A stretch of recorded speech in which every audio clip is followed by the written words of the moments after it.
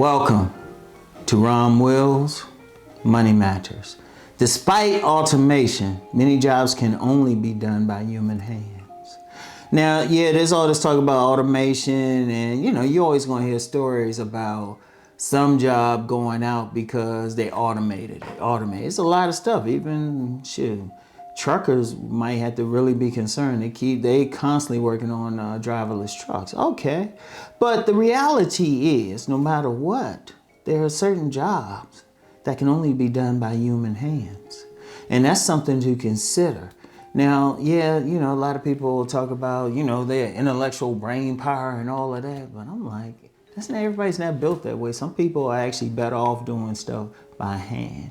I know my oldest son, even though he, likes computers and programming and all of that, he actually learns stuff better by being hands-on rather.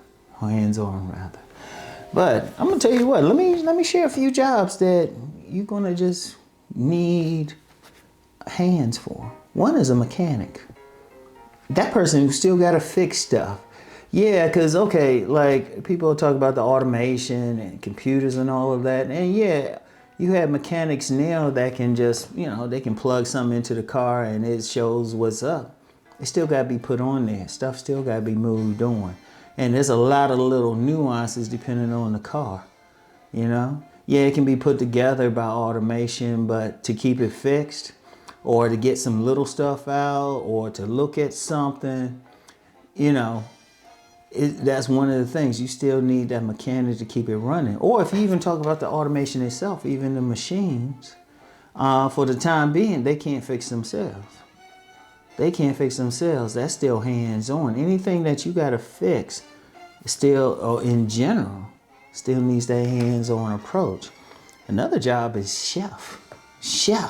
Y'all really want robots cooking for you?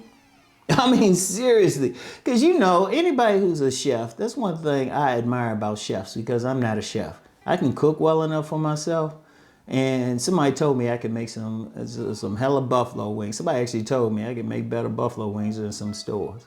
Okay, but is that something I just say, oh, put this much seasoning here? Oh, it's totally by hand. When you talk about a good chef is an artist. Good chef is an artist. And then when you talk about different foods, fixing it and everything, you can't really automate that. Or if you go to that fancy restaurant, you know how they fix it up, make it look real nice and everything. Part of that is art. In fact, I think there's a discipline called food art. It's not just having the food, but making it just look scrumptious and all of that. That's by hand. Or another job, carpenter. Yeah, they got some machines that can make some 3D houses, but what about when you got to deal with that wood? You got to be precise. That's an art too, if you ask me. To be precise, to cut something right, to fit it together, to nail it right, to cut those things. I mean, that's a serious trade right there. I want to think about it. I mean, think about it like this. What is the main thing? The main thing carpenters will deal with is the home.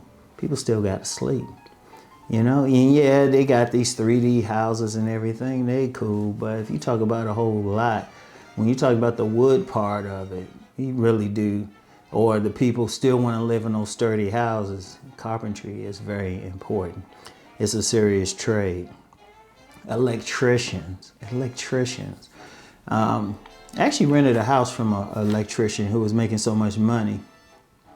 This dude him and his wife owned a serious mini mansion plus several properties. But I remember I was renting a house from him, and I remember how he was fixing some stuff.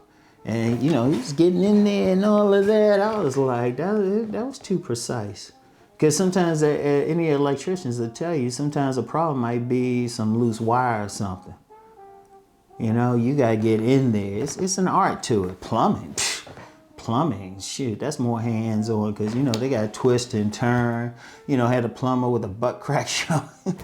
I'm laughing about that. I remember when I was working in this one office on one of my 1,000 jobs. Yeah, these women, they were talking about plumbers, and they said they were talking about what particular plumber. They said, and one was like, yeah, his butt crack was showing. The other one was like, yeah, those are the best ones. But That's hands-on. That is hands-on. And speaking of hands-on, massage therapy. That's bigger than people think. I don't think people realize it is I get a once a month therapeutic massage. And shoot, I follow some people at IG who be giving erotic massages. All of that's hands. Which I was a robot or something to do it now. I've seen some massage chairs in malls. I've actually used them, and you know, they'll go up and down, and they got stuff. In fact, I got something I can put on the back of this chair. They do something. But it's not the same as a hands-on person. A hands-on person, because like the massage therapist I go to, I don't think she's never quite given me the same massage. One, she got several styles. Two, they can specify in one place, because like if you sit in one of those massage chairs, it just does the same thing no matter what. Yeah, you can point the button, it might concentrate in there, but it's different from a massage therapist who's being more intuitive. Like they can feel that specific knot. They ain't gonna just pass over it just as something. They can say, oh, it's right here, or it's something weird, or something like that. You know, they can do their thing. Barbers and cosmetologists, that's hands-on. Look, I'm gonna tell you something with hair. That's all. Anything dealing with hair is a good business, because you know why? You got to come back for it, because hair always grows back. I don't care who you are. Even if you want to keep your hair shaved and everything, well, hey, you still need to have hands-on. And even when you're doing it yourself, because all heads ain't shaped the same. Any barber will tell you, you got to be a master. You can't just do just the same thing. You different hair grades, different sizes of hair, different styles, all of that. You got to do that by hand. That's not going to change. That's not going to change. They can automate. They can say automate all they want, but if you want the barber to bless you or the hairdresser to bless you, oh nah, that's hands-on. You know, cutting the grass, landscapers. You know, very important. Welders, and then just day laborers and stuff. Day laborers.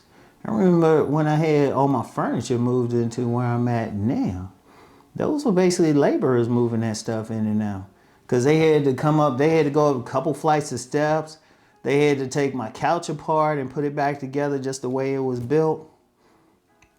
It's serious stuff. It's a lot of little stuff in there. So I'm gonna tell you what, yeah, we got this automation, but I think what needs to happen is we need to develop more of an appreciation for those who are doing stuff by hand, because it still has to be done. And you notice those businesses aren't complaining about automation the same way. Have you noticed that? They ain't complaining about it. Because when it's hands-on, it's more intuitive and everything. Now, I know they developing Androids and stuff like that, but still, people still want that human touch. So, anyway, that's all I have for right now.